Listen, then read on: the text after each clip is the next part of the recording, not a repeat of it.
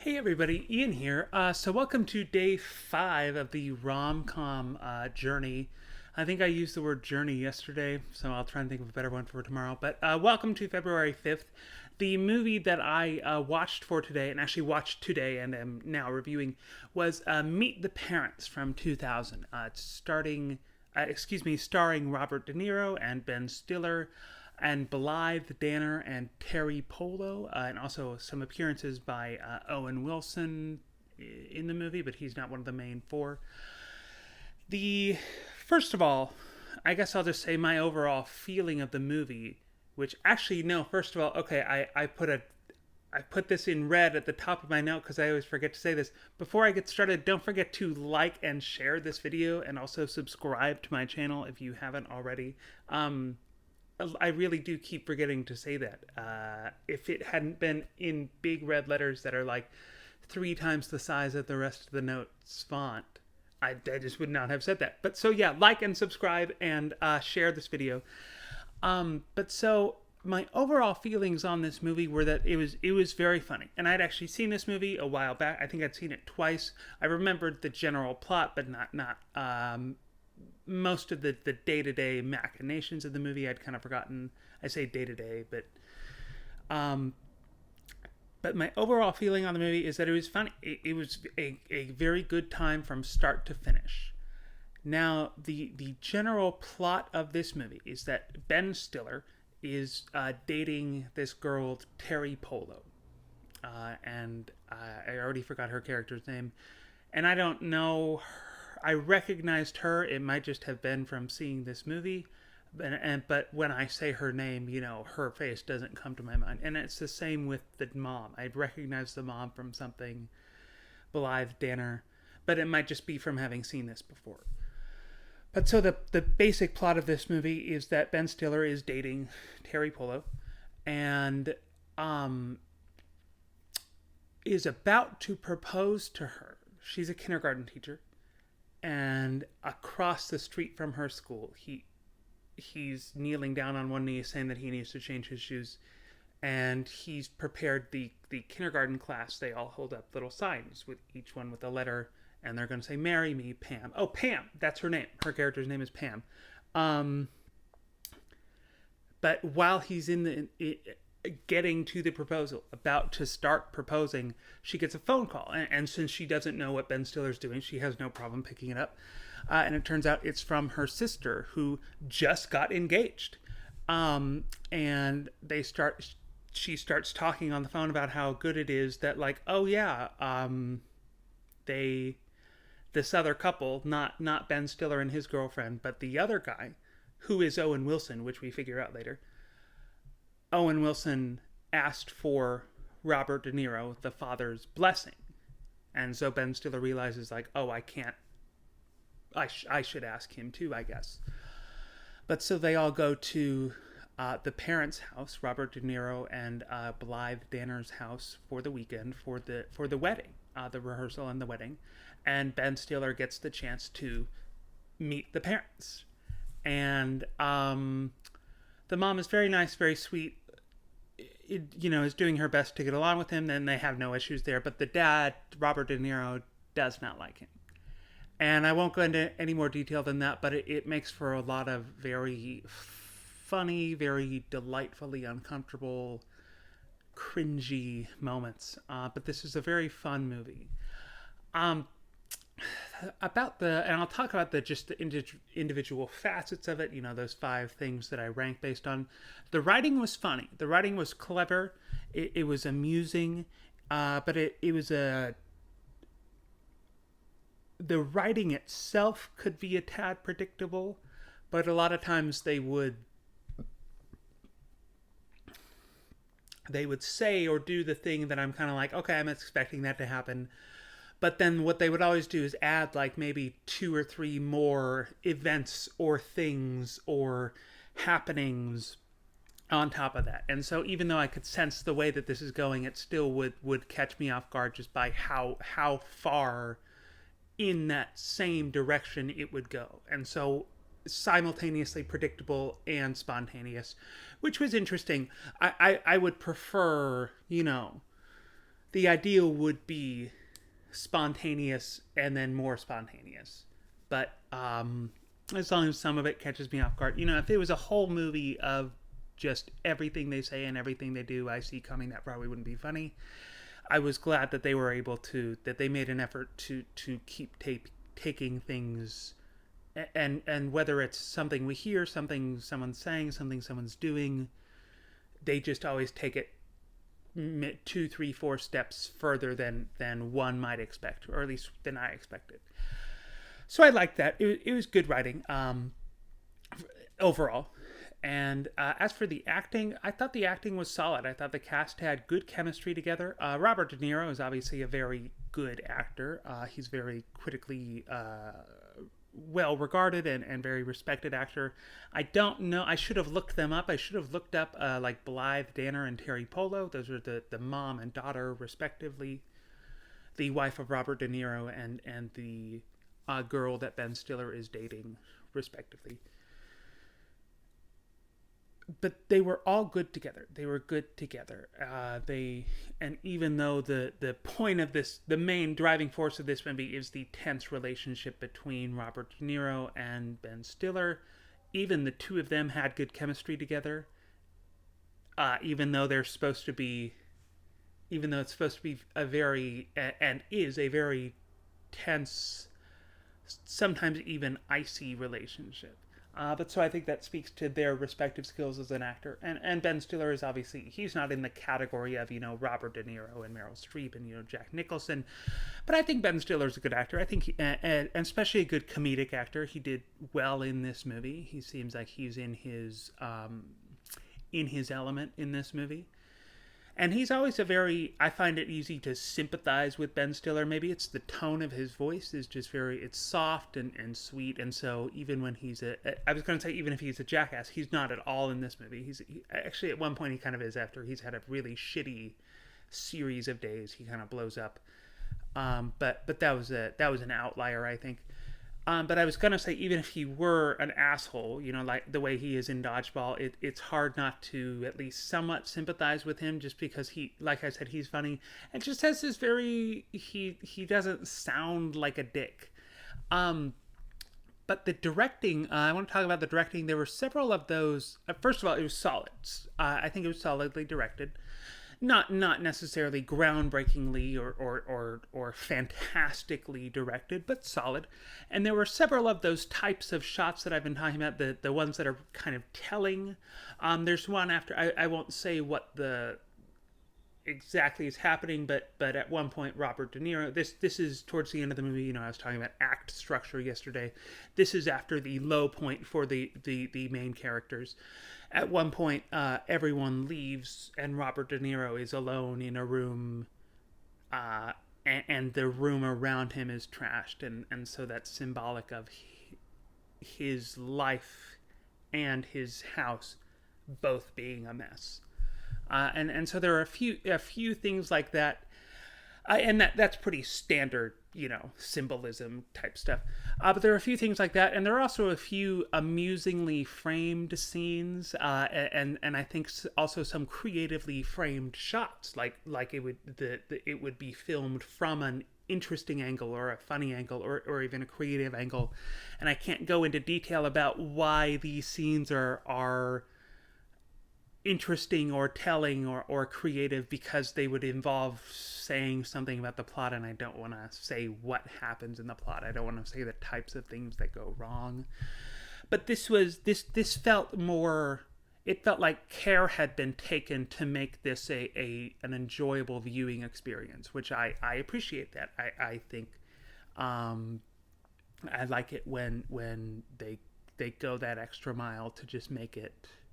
It's actually kind of similar to the writing, just thinking that, how they would take everything, 3 or 4 steps further than I would expect.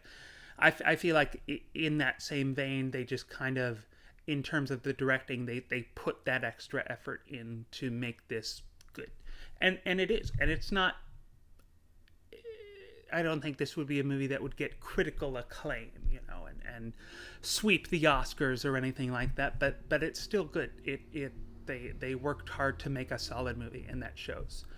As for the music, I was actually kind of excited when the movie started because it said that the music was by Randy Newman, and he's a very famous film composer. He's done he's won several Academy Awards. He's had a very consistent relationship with Pixar. Actually, he's done the score for numerous Pixar movies.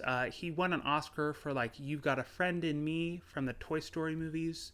Or I think that's from the first Toy Story, and has been nominated for at least a dozen others, and I think has won one or two others. But other than the opening theme, when it was saying, music by Randy Newman, the music didn't end up feel like it played a very big role in the viewing experience. And it didn't, I didn't notice anything that stood out as being particularly bad, but I also just didn't notice anything that stood out. It didn't feel like I think I just said this. It didn't feel like the movie played a role in the viewing experience. It didn't feel like, and maybe I would need to go watch it again and only listen to the music, but I feel like ideally you wouldn't have to be looking for good music to find good music. I talked about Titanic yesterday. I don't like Titanic. I could go the rest of my life without seeing that movie, and I don't feel like I would be missing out. But the music in Titanic is good, and I'm not talking about My Heart Will Go On. I feel similarly to that song as I do to Titanic, but the score of Titanic is effective, and it's well made, and there are you walk away from the movie Titanic remembering the music, even if you've never studied music, or which I've never done. I don't want to imply that I have, because I have not. I did not walk away from this movie remembering any of the music, and it wasn't bad, but it just wasn't memorable. And so actually maybe it was bad. I doubt it was, just because Randy Newman, he is skilled. He knows what he's doing. He's been around the block a few times. Not his first rodeo. I was going to say radio. Whichever saying you want to do. Around the block, around town, not his first rodeo. I'm sure there's others. But anyway, the music was just kind of nothing really special. And so I gave it a few marks off for, like I said, 1.5 is my baseline, and I'll go up or down from there as needed. I took some points off the music just because, again, just nothing. I can't even remember like the opening theme right now. But yeah, when I started the movie, and it's only like an hour and a half long, which is nice. When I started the movie, I heard Randy Newman's voice, and I was like, is that? I thought it was Tony Bennett at first, but then I was like, no, I think it's Randy Newman. And then it said music by Randy Newman. I was like, oh my God, this should be fun. So lesson be learned, never get your hopes up for anything. The overall vibe of the movie, which is more subjective. How long am I? Okay, I'll finish. My goal is to finish soon. That's not a very good goal. I read that, I have been taught that you need to make SMART goals. It needs to be specific, measurable, attainable, realistic, and time-based. And so I want to finish soon is none of those things. But the vibe of this movie was just very funny, very solid, very good, very warm somehow, even though it's about a cold relationship. And it's hilariously uncomfortable, and it's filled to the brim with awkwardness and cringy misunderstandings, but I think it's grounded by a solid, like I said, warm, just chemistry-filled cast. And in terms of the cast, I'll talk about, my favorite character was Robert De Niro. He has a lot of issues. He has issues with trust. He's also a very paranoid person, for reasons that are explored in the movie. And at least somewhat. They could have delved a little further into it, but I think it would have taken away from the actual point of the movie, which is, again, the relationship between Robert De Niro and Ben Stiller. But Robert De Niro is good. He's a good actor, and he's a good, funny actor, which is, I think it's hard to find people who are good at being funny and being serious. I think one of the ways to be funny, one of the best ways for actors and characters to be funny, is to say funny things in a very serious manner. Think Leslie Nielsen from Airplane, if you've seen Airplane. If you haven't, stop this video right now and go watch Airplane, because it's way better than this video is or ever will be. But so yeah, my favorite character was Robert De Niro, just because of how good he was, and it was helped by the script. At the same time, he was also my least favorite character because he's very frustrating, and to the viewer, and it seems to his family. He ends up causing problems. He's not the only one that causes problem. Ben Stiller does a lot of shit wrong, but Robert De Niro has a, I was going to say his heart's not in the right place in the way that Ben Stiller's is, but that's not true. His heart is, but his intentions are not in the right place, which I think that Ben Stiller's are. And Ben Stiller's, if there's, heart, intentions, action, neither of them have the right actions. But Ben Stiller has intentions and heart. And Robert De Niro just has heart. But so anyway, it's just a frustrating character, but I think that being able to play a frustrating character sympathetically and well is a sign of good acting. My favorite scene, it's hard to pick, so I won't pick, but there are 5 or 6 scenes where things go dreadfully wrong, and all of those were just fantastic. And so I think, and I can't explain what goes wrong or why it's important that it goes wrong because it gives away what's happening. But yeah, I think all the disaster scenes in this movie. But so what I ended up, this will be the last thing I say. I want to finish, under 19 minutes. It's 17. Okay. Oh no, I think I waited a little bit before I started those. So I don't know how far in I am. But I gave the writing a 1.7 out of 2. Like I said, it was good and went in predictable directions, but in a fun way. And so I gave it marks up for that. Same with I gave the acting the same rating, 1.7 out of 2. Well acted, but this is a romantic comedy movie. This was never meant to be, their movie studios will produce, it's called the prestige piece, and that's movies like, Zero Dark 30 and Little Women and Titanic, and that's the movies that are designed to be met with critical acclaim. I think the movie Cats from 2019 was intended to be a prestige piece. Sometimes it doesn't work, but this movie was not. And so it's not filled with, dramatic, heartbreaking scenes where they really put their acting on display. And so for that reasons, I didn't go up into, the 1.8 or 1.9 territory, but solid acting. I gave the directing a 1.6 just because if 1.5 is my baseline, I did notice some of those, like I said, those creative shots, those telling shots, those interesting shots, the amusing shots. But for the most part, those were kind of sprinkled throughout rather than a consistency in that type of framing. But there was nothing wrong with the directing. The music was the only thing that I went downwards in marks, just because, like I was saying, for I think an extended period of time, it was just I didn't walk away from the movie remembering any of the music. I can't even remember the main, like the tune of the opening theme, which is, not desirable. But I don't think, again, this was not intended to be a prestige piece or be nominated for music awards, and so that's, it's not a big deal. If Titanic had had shitty music, that'd be different. And then the vibe of the movie, like I said, it's fun, it's solid, it's warm, it's engaging, it's funny. I gave it a 1.7 out of 2. And so all those added together, it got an 8.0 out of 10, which I felt was fair. I was actually, when I first watched it, I was kind of waffling back and forth. I was like, this is either a 7.9 or an 8.0. I don't know which. I take that threshold seriously. I don't want to just get, I like the movie Knocked Up, but I'm not just going to give any movie I like an 8.0.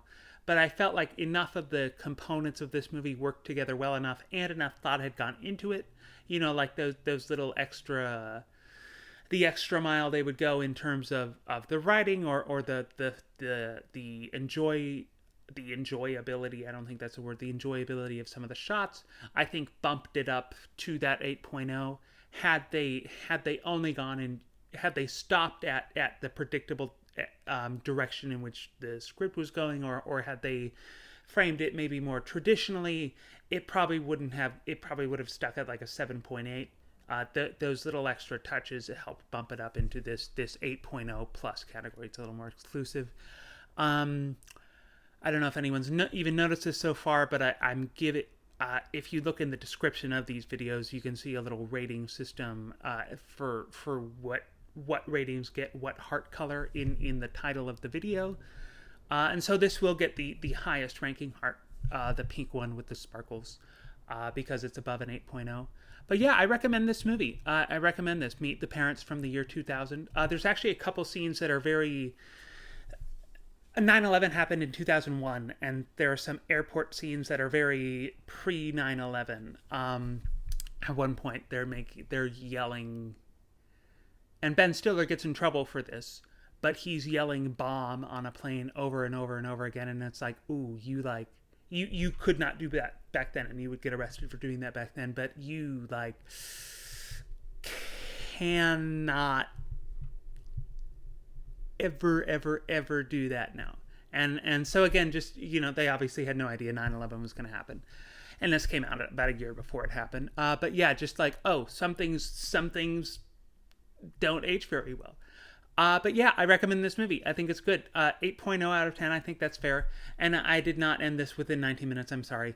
Hopefully these will all end up being under 20 minutes, roughly 20 minutes. I don't want to have 25 and 30-minute movie reviews. I feel like that's not what I want to do. That's not what people want to watch. Anyway, I recommend this movie. And I know I said this at the beginning because I stopped myself in my tracks. But don't forget, if you haven't already, don't forget to like and share this video. And if you haven't already, don't forget to subscribe to my channel. And I will see you back here on February 6th. Yeah, have a good night. Thanks for watching. Bye.